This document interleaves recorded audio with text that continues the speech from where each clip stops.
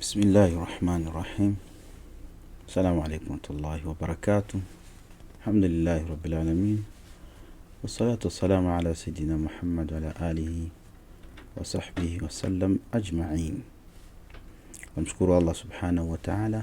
رحمنا أماني za Mwenyezi Mungu tunamtakia zimwendee Mtume Muhammad sallallahu alaihi wasallam na ali zake na masahaba wake na waislamu wote ambao watakaofuata mwenendo wake Mtume wetu Muhammad sallallahu alaihi wasallam.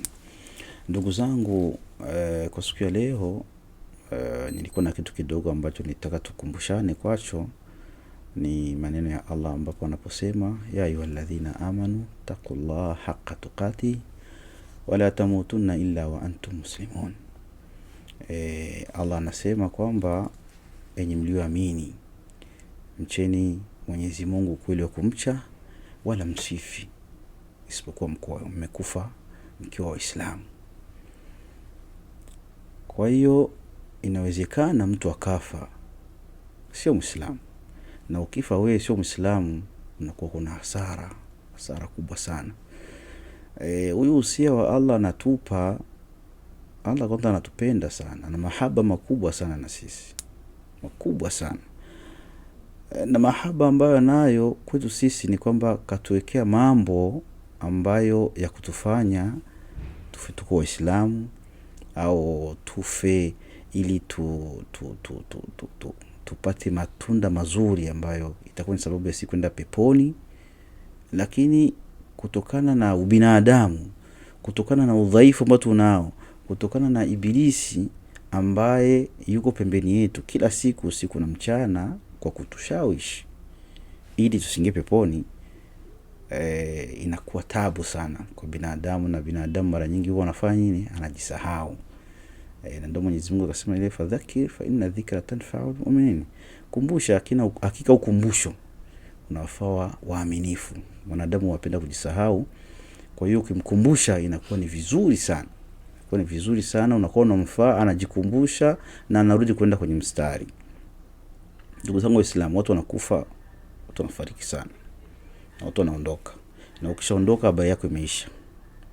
Habari kishaisha, kule mbele ni mahesabu ndio yanaanza. Hizo hesabu, je, wewe kibinafsi umetanguliza jambo gani? Una jambo gani ambalo unaweza kujitetea mbele ya Allah ikawa ni sababu ya Allah kukufungulia milango ya pepo ili ukaenda peponi? Watu wengi wanafanya amali zinafanyika, lakini watu wengi wanafanya amali bila takwa au bila ikhlas. Wanafanya mambo mengi kwa sababu ya riya, watu waone, watu wawasifu. Na hiyo siku ya kiyama inakuja haba manthura. Maki vitendo vyako vinakuja, lakini itakuwa havina maana yoyote na havitakusaidia chochote. Kwa hiyo katika mizani yako unakuwa unajikuta katika hasara. Kwa hivyo ni ujumbe mfupi tu wa leo kutaka kukumbushana watu kumcha Mwenyezi Mungu haqqa tuqati, ukweli wa kumcha, ukweli wa kumfanyia ibada.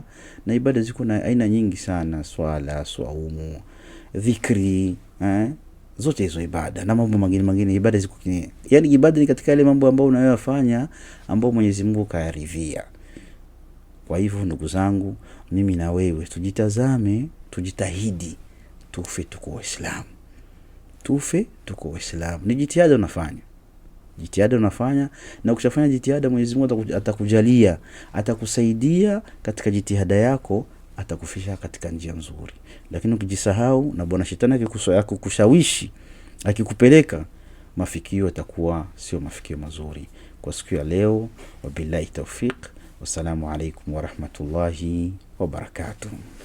Ungana nasi kujifunza, kueneza na kukuza Uislamu. Nurul Qalbi TV, nuru ya moyo wako.